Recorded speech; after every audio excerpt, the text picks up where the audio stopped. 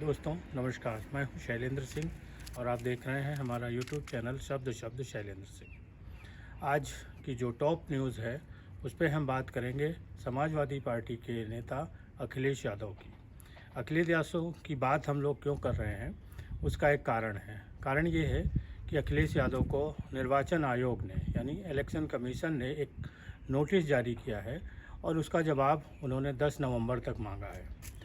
ये नोटिस क्यों जारी हुआ, इसकी एक वजह है कि अखिलेश यादव ने अभी अपनी पार्टी के एक कार्यक्रम में ये कहा था कि भारतीय जनता पार्टी ने जो 2022 का विधानसभा चुनाव जीता है वो असल में जनता की जीत नहीं है। जनता ने पार्टी को वोट नहीं दिया है, बल्कि वो जीत समाजवादी पार्टी की थी जो उनसे छीन ली गई है।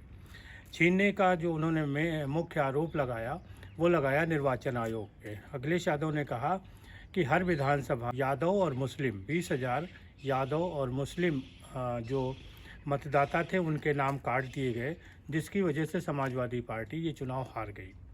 अखिलेश यादव के इस कथन को चुनाव आयोग ने गंभीरता के साथ लिया और उनको एक सो कॉल नोटिस जारी कर दिया। नोटिस में निर्वाचन आयोग ने बहुत विस्तार से अपने आरोपों को कहा है और उसका कहना था कि जिस तरीके से ये आरोप लगाए गए हैं उससे न सिर्फ निर्वाचन आयोग की छवि धूमिल होती है बल्कि विश्व में जो भारत की लोकतंत्र व्यवस्था है, जो लोकतांत्रिक चुनावी प्रणाली है जिसके पूरा विश्व तारीफ़ करता है, उस पर भी एक सवालिया निशान लग रहा है। इस वजह से अखिलेश यादव को ये जवाब देना चाहिए कि उन्होंने किन तथ्यों, किन आधारों पे ये बात कही है।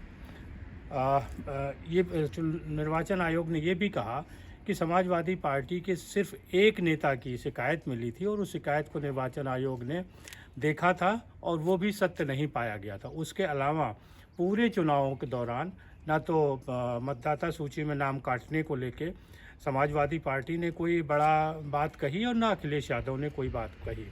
दरअसल ये पूरी कहानी शुरू होती है 2022 के विधानसभा चुनाव से, बल्कि ये कहें कि 2022 के पहले भी 2017 में उत्तर प्रदेश के विधानसभा चुनाव हुए थे, जब अखिलेश यादव कुर्सी पर थे, अखिलेश यादव मुख्यमंत्री थे और उनकी पार्टी हारती है। उस भारतीय जनता पार्टी नई सरकार बनाती है 2017 में और योगी आदित्यनाथ उत्तर प्रदेश के मुख्यमंत्री बनते हैं। उस समय भी अखिलेश यादव ने कहा था कि ये जीत जो है वो जो ईवीएम है उसके ज़रिए जीता गया है। फिर 2017 के बाद समाजवादी पार्टी और अखिलेश यादव 2019 का चुनाव, जो लोकसभा का चुनाव था, वो हार जाते हैं। उसके हारने के बाद फिर वो 2022 का भी चुनाव हारते हैं। इस तरीके से लगातार वो चुनाव हारते जा रहे हैं। 2014 का भी चुनाव हारे थे लोकसभा का, जबकि वो खुद सत्ता में थे। इस तरीके से देखा जाए तो 2014, 2017, 2019 और 2022 दो विधानसभा और 2 लोकसभा ये चुनाव समाजवादी पार्टी हारी। अखिलेश यादव 2012 में जब मुख्यमंत्री बने थे, उसके पहले उनके पिता मुलायम सिंह यादव मुख्यमंत्री थे जब पहले की समाजवादी पार्टी की सरकारें बनती थी। लेकिन 2012 में मुलायम सिंह यादव ने अखिलेश को अपना उत्तराधिकारी घोषित किया और उन्होंने मुख्यमंत्री पद पे बैठाया। लेकिन मुख्यमंत्री पद पर बैठने के बाद अखिलेश यादव की पार्टी लगातार उसका जनाधार घटता गया, जिसका प्रमाण है कि ये जो 4 चुनाव थे वो हारे। बीच में जो निकाय चुनाव थे, जो ग्राम पंचायत के चुनाव थे, उनमें भी अखिलेश यादव और समाजवादी पार्टी को हार मिली। लेकिन ये बात अखिलेश यादव किसी भी तरीके से सहन करने को तैयार नहीं है। उनका बार बार उनका यही कहना है कि चुनाव उनको हरवाए जा रहे हैं। असल में इसके पीछे की जो बड़ी वजह है कि अखिलेश यादव के जो सिपह सालार हैं, उनके सलाहकार हैं, उनके भाषण लिखने वाले लोग हैं, जिनके साथ वो रोज़ उठते बैठते हैं, इसमें बहुत सारे उनके साथी हैं, कुछ पत्रकार हैं जो अपने निजी स्वार्थ बस बार बार अखिलेश यादव को कहते हैं कि आपका जनाधार नहीं घट रहा है, भारतीय जनता पार्टी आपको चतुराई से, चालाकी से, सरकारी मशीनरी का उपयोग करके हरा रही है। तो ये बात अखिलेश यादव के भी दिमाग में बैठ गई और उन्होंने इस बार जब 2022 का विधानसभा चुनाव ख़त्म हुआ, उसके 6 महीने बाद अपनी पार्टी के एक कार्यक्रम में, जिसमें कि उनको राष्ट्रीय अध्यक्ष चुना जाता है, उसमें उन्होंने अपने कार्यकर्ताओं के बीच ये आरोप खोलकर लगा दिया। और ये आरोप इतना सटीक था कि निर्वाचन आयोग ने इसको संज्ञान में ले लिया। संज्ञान में लिया। इसका जो कारण है वो यही था कि सीधे सीधे उसकी छवि धूमिल हो रही थी। भारतीय जनता पार्टी के नेता हैं अशोक पांडे। एक बार उनकी बातचीत सुन लेते हैं और फिर हम इस बातचीत को थोड़ा सा आगे बढ़ाते हैं।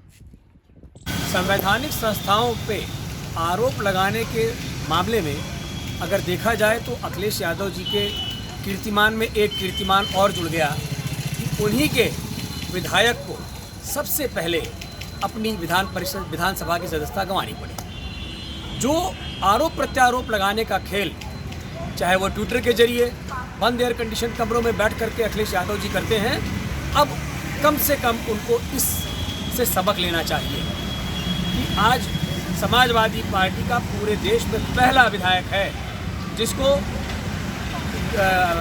अभद्र टिप्पणी करने के मामले में अपनी विधान परिषद की विधानसभा की सदस्यता गंवानी पड़ी। संवैधानिक संस्थाओं का सम्मान करना चाहिए। अनर्गल बोल करके जिसका हमारे पास साक्ष्य न हो, चुनाव आयोग जैसी सर्वोच्च संस्था पर आरोप लगा करके आप क्या साबित करना चाहते हैं? आप अपनी नाकामियां और अपनी कमियों को छिपाने का एक कुत्सित प्रयास कर रहे हैं। जनता के बीच में आप नहीं रहते, जनता का विरोध आप करते हैं। लाल टोपी जो आपने पहनी हुई है वो कितने हिंदुओं के खून से लाल हुई है, इसकी भी कमी नहीं है। उसको भी कभी आकलन करिए कि आज आप जो कार्य कर रहे हैं वह कैसा मर्यादित है, कितना अमर्यादित है। आप अपने गिरेबान में झांकिए अखिलेश यादव जी, और मुझे लगता है कि निश्चित तौर पर यह कार्रवाई एक और बड़े नेता पर सामने आएगी और वह अग्रिम तौर पे अगर ये जवाब देने में नाकाम रहते हैं तो अखिलेश यादव जी इसको उपहास में ना उड़ाएं, उनके ऊपर भी कार्रवाई हो सकती है, गाज गिर सकती है। जय हिंद। आपने अशोक पांडे की बात सुनी। उनका ये कहना था कि अखिलेश यादव ने जो आरोप लगाए हैं उन पर अब उसके जवाब देना उनके लिए मुश्किल होगा।